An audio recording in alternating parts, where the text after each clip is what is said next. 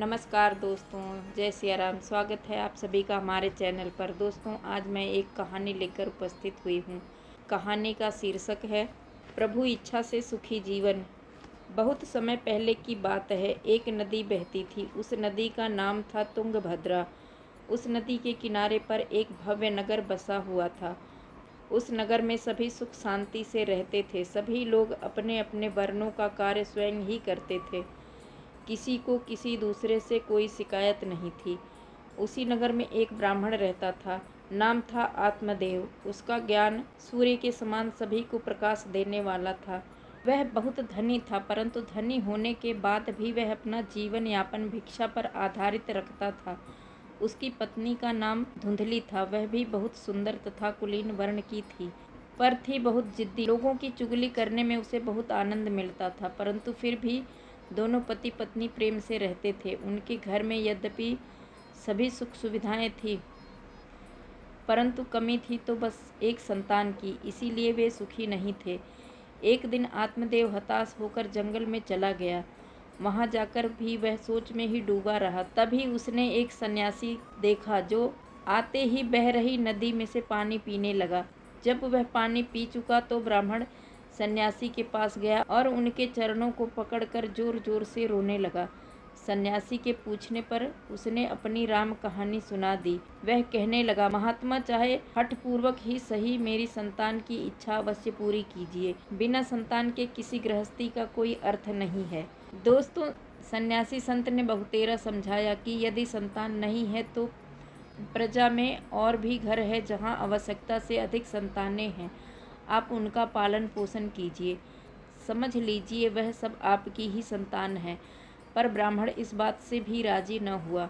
उसने कहा, महाराज, आप अपने योग के प्रभाव से मुझे संतान उपलब्ध कराएं, अन्यथा मैं प्राण त्याग दूंगा। दोस्तों, साधु महाराज के लाख समझाने पर भी कि प्रकृति के विरुद्ध कोई भी हठपूर्वक किया गया कार्य प्रसन्नता देने वाला सिद्ध नहीं हो सकता। ब्राह्मण टस से मस न हुआ। इस पर सन्यासी ने उस ब्राह्मण को संतान उत्पत्ति के लिए एक फल दिया और कहा कि इसे अपनी पत्नी को खिला देना, भगवान भला करेगा। यह कहकर वह सन्यासी वहां से चला गया। ब्राह्मण ने तो फल अपनी पत्नी को दे दिया, परंतु धुंधली तो थी बहुत अक्खड़ व जिद्दी। उसने वह फल खाया नहीं, बल्कि अपनी बहन के पास जाकर कहने लगी, मुझे संतान नहीं चाहिए, कोई उपाय सुझाओ। उसकी बहन के घर संतान होने वाली थी। उसने सुझाया, मेरे घर जो संतान होगी वो तुम रख लेना तथा मेरे पति को बदले में कुछ धन दे देना। योजनानुसार ऐसा ही हुआ। बहन को लड़का हुआ जिसे धुंधली ने ले लिया और वह कह दिया कि यह बच्चा उसी का है। उसका लालन पालन बड़े चाव से होने लगा। आत्मदेव ने उसका नाम धुंधकारी रख दिया।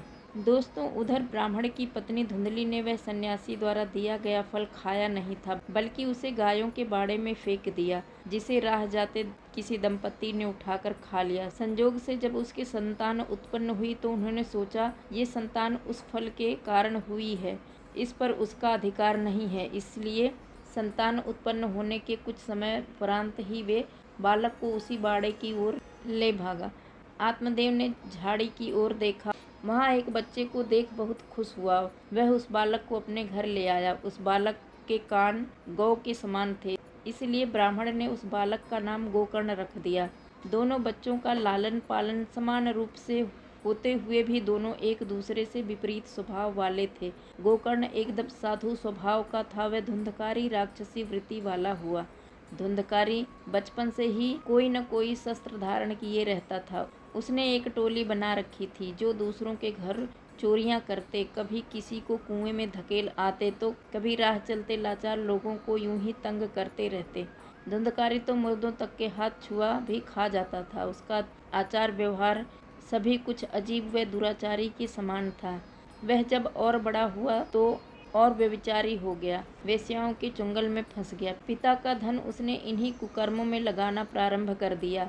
माँ से धन मांगता, माँ के इनकार करने पर वह उसे धमकाता, जबरदस्ती से पैसे ले ही जाता। इस प्रकार धीरे धीरे पिता की पूरी धन संपत्ति समाप्त हो गई।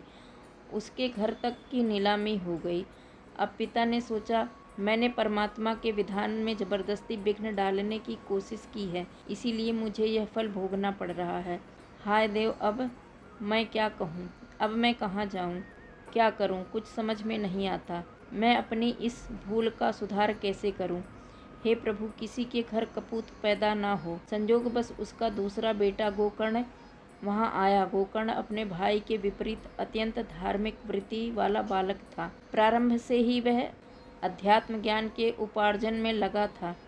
उसने अपने पिता को समझाया, पिताजी, संतान का मोह ही दुख का कारण है।